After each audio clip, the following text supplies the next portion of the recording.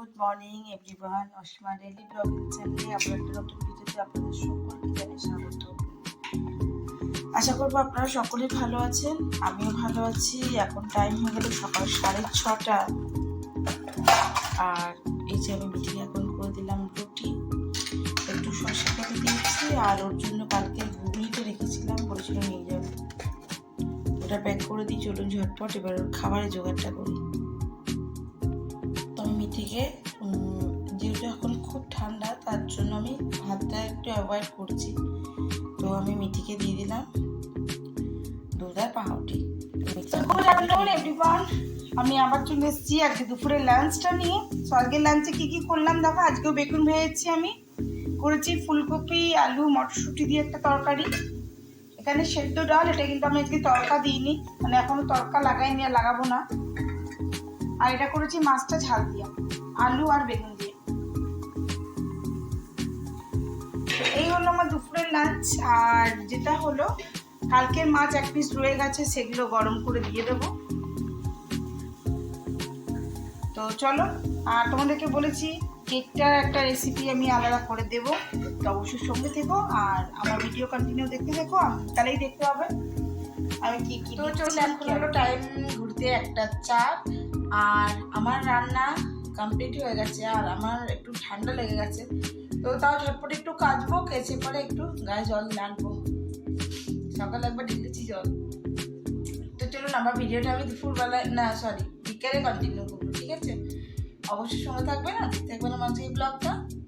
আসলে আমি এখন এসেছিলাম মিটিকে ক্যারেটে ক্লাসে দিতে, আর মিটিকে ক্যারেটে ক্লাসে দিয়ে আমি এখন চললাম তাড়াতাড়ি বাড়ি, কারণ আমি কেকটা বসিয়ে দিয়ে এসেছি, ঠিক আছে?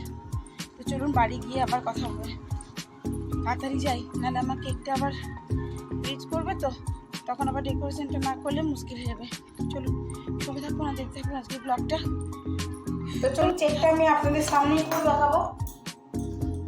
আমি আগে ছোটটা তুলি, কেন এটা আগে হবে। দেখুন, দেখা যাচ্ছে কেকটা, দেখুন কতটা রিচ করেছে, মানে ফুলেছে আর কি, ঠিক আছে? দেখা যাচ্ছে উপরটা, এই যে। তো চলুন চেক করি।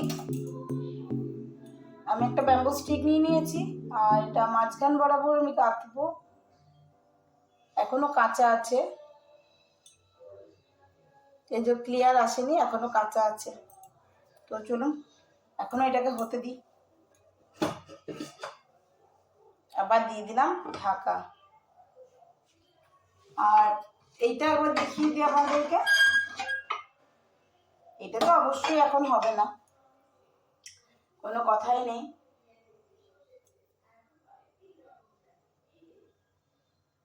এটা পুরোপুরি কাঁচা, দেখিয়ে দিলাম। তো এটা হোক, তারপর আমি আবার কন্টিনিউ করব। তো চলুন ঝটপট আমি এটা লাগিয়ে দিই। আর কিছুটা কালো আঙুর, গোল্ডেনটা দিয়েছি, বাট ব্ল্যাকটা দেওয়া হয়নি, দিয়ে দিই।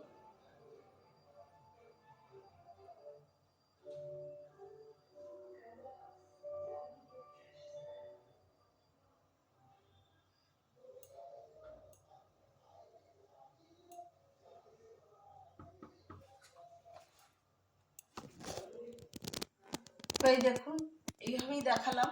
দেখুন এই কেকটা, বড় কেকটা এখনো তৈরি হয়নি, আমি ওইভাবে উপরটা সাজিয়ে দিয়েছি। তো এটা হোক,